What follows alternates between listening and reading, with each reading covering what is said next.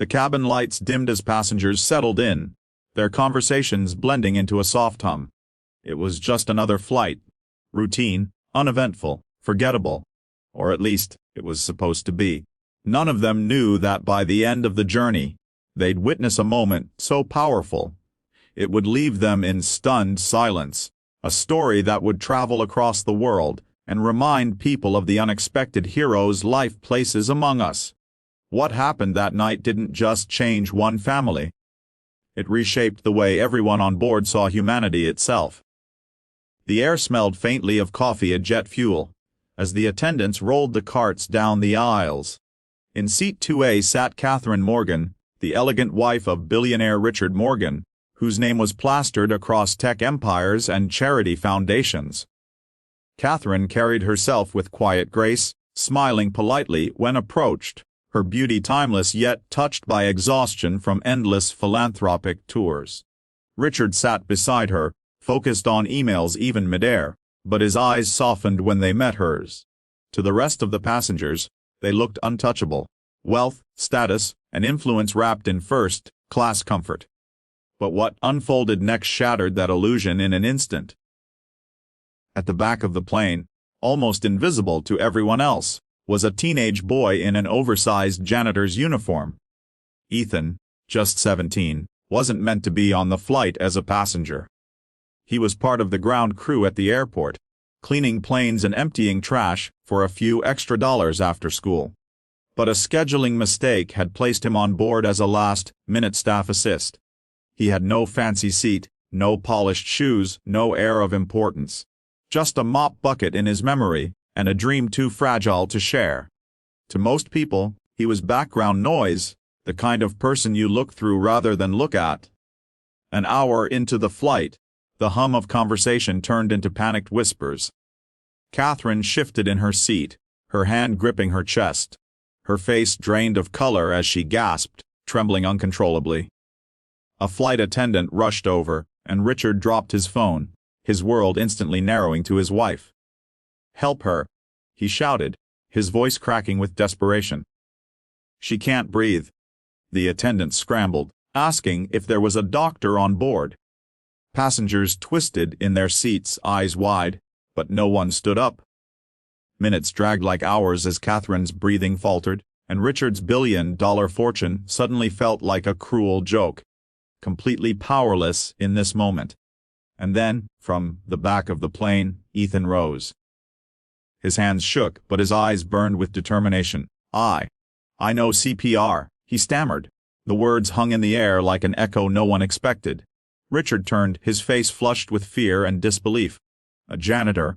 A boy. But Ethan didn't wait for approval. He pushed through the narrow aisle, dropped beside Catherine, and began chest compressions with a rhythm drilled into him during a high school safety course he had taken because it was free. Each press was met with the sound of Richard's choked sobs. Each breath Ethan gave carried the weight of the entire cabin's hope. Passengers leaned in, whispering prayers, some weeping quietly. The world had shrunk to the space around Catherine's seat, where a teenage janitor fought for the life of a billionaire's wife. Sweat rolled down his forehead, but he didn't stop. He couldn't, not while her pulse flickered like a dying flame. "Come on, Mom, stay with me," he whispered, his voice breaking. And then, a gasp. A fragile, shallow inhale filled the silence. Catherine's eyelids fluttered as color returned to her face. Relief crashed over the cabin like a tidal wave. Applause broke out, some people sobbing openly, while Richard dropped to his knees, clutching his wife's hand and looking at Ethan as if seeing him for the first time. For the rest of the flight, Catherine rested weakly but stable, her husband refusing to let go of her hand. Richard kept glancing back at Ethan, the boy now slumped in his seat, pale and drained, as if he had given away part of his own life to save hers. The contrast was striking: the billionaire, with everything money could buy, and the janitor's son, who had nothing but courage. When the plane landed, medics rushed Catherine to the hospital, but before she was taken away, she reached for Ethan's hand. "Thank you," she whispered, her voice barely audible but full of sincerity. Richard stepped forward, his face etched with gratitude, his pride stripped away.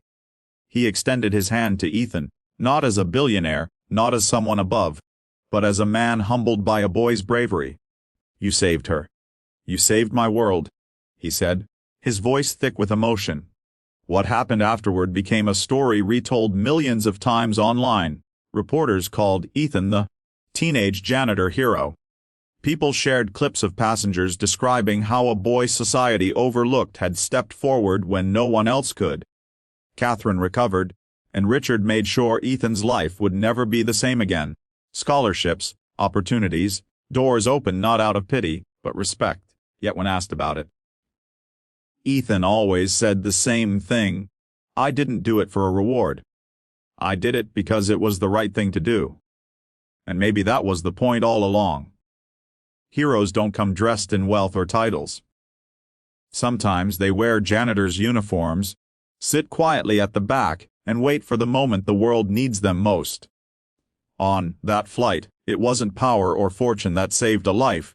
It was the courage of a teenage boy who refused to be invisible,